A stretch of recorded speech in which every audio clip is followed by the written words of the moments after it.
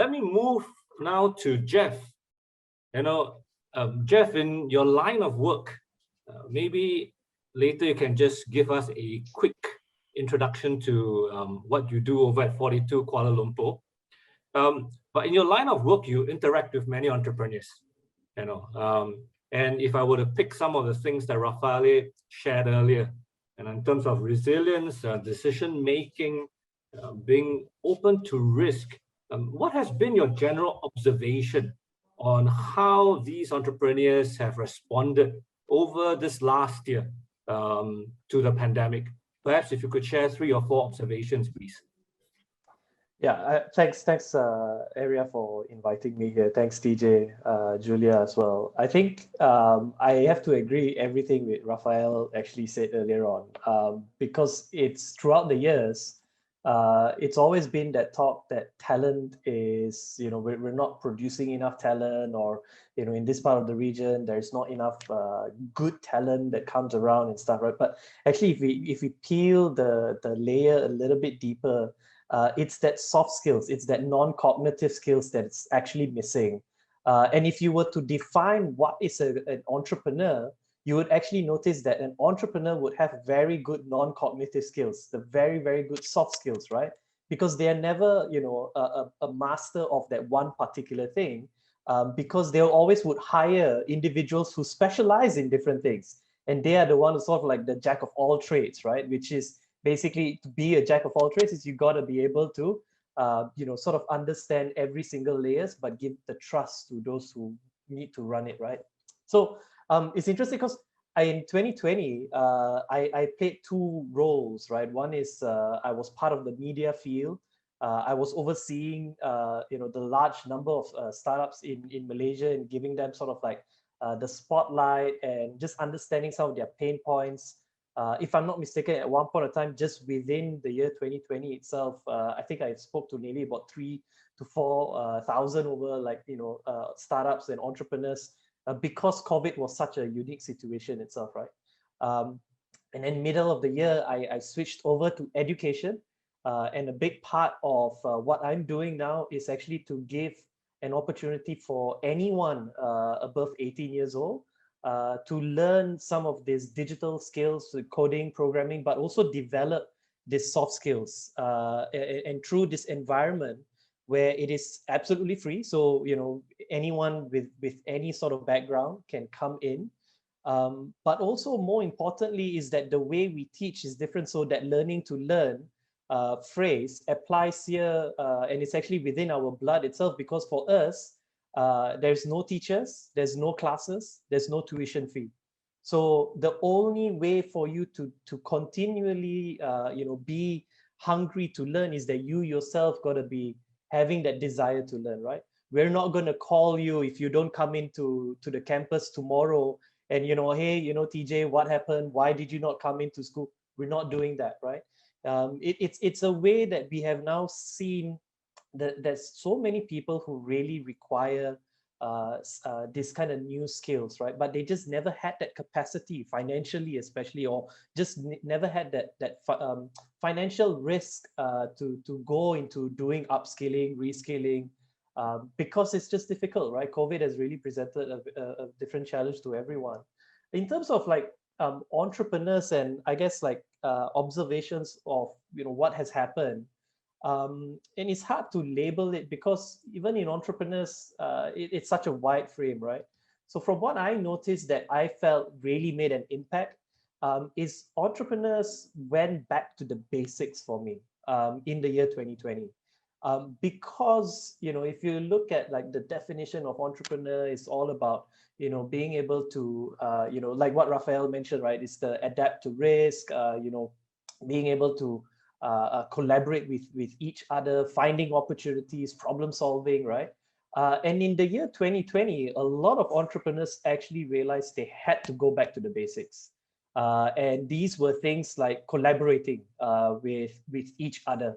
I personally had witnessed so many different startups, in spaces like F&B, for example, where immediately it was impacted because you can't, do dine-ins, and there were a lot of F&Bs were not on board of the digital train yet, where you could do your online orders or deliveries and stuff, right? So there were so many F&B operators who were stuck, and we saw them actually forming together an alliance and actually learning how to get on these platforms, how to actually encourage others, and actually going up to the restaurant owner next door and asking them like, hey, I'm actually getting on board, some of these delivery apps. Do you want to actually join as well, right? It's having that collaboration mindset.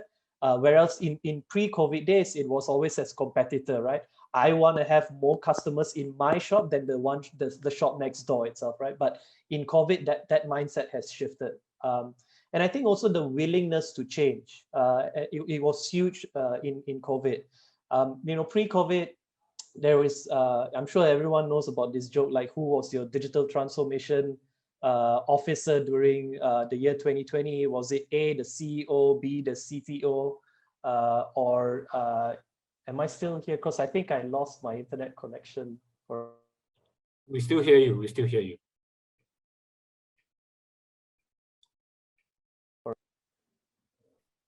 All right. Sorry, I lost my internet connection there. No worries. Yeah, so there's that running joke, right? Like who was your digital transformation officer, the CEO, the CTO, the CFO, or is it COVID-19, right? And everyone knew that it's COVID-19 that was your digital transformation officer. And this is actually very true because pre-COVID days, we had so many actually platforms that can enable businesses to operate anywhere. Working from home, it was possible pre-COVID. Just no one adopted it, because why would you do that? You're paying rental spaces. You're requiring your meetings to be done physically. But that shift happened almost instantly, because I think entrepreneurs realize that we need to adapt to this change, and there's no way around it. And realizing that actually a lot of businesses, small businesses, have actually developed a lot of amazing tools locally. Yeah, and also I think finally, just to touch on, I know my time is up, but I think a lot more entrepreneurs were bringing up the issue of mental health and being more aware of their employees, which I think is a really good step forward, because it's something that the digital space needs to realize as well. Thanks very much, Jeff. So, Jeff, same question to you too. Yeah, what would be your top 3 on the charts for mindsets as well as skills? Yeah, I think I do like what Sophea mentioned about saying yes to more things, or to anything that comes across inbox and stuff like that, right? And I think Stefan was also replying in one of the chat box, and he was basically also implying the same. It's just saying yes. So I instead of maybe giving 3 kind of tips or mindsets, maybe I want to dive a little bit deeper into each one of them if I can. I won't take much time because I know I took up from my previous one already. So so the first one is obviously resilient, right? So we have to be resilient. We know that, right? But how do you actually be resilient is something that I think people will be questioning. So I would actually put it in just like Sophea saying yes, is to get out of your comfort zone.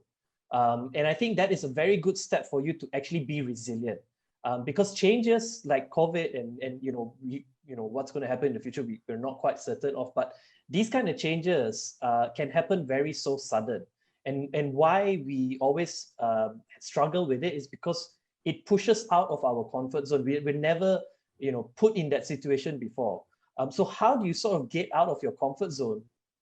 Is I feel like you can do things where you follow like Google's 80% to 20% rule, right? So 80% is you focus on what you are comfortable with what you're doing in your day-to-day on your business.